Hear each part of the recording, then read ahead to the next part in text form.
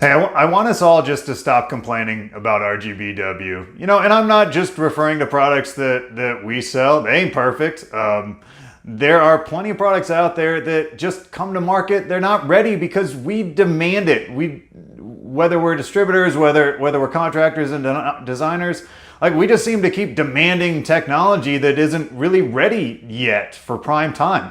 I mean, take a look at halogen. Like, it couldn't even get halogen right. It's a burning filament. And if you bought 100, man, half these people watching the video might have never even installed a halogen system. But if you bought 100 Ushio MR16 BABs, like 2 of them were dead. And we're trying to assume that RGBW, with all the technological complexities coming out of the box, is just going to be perfect. It ain't going to be perfect.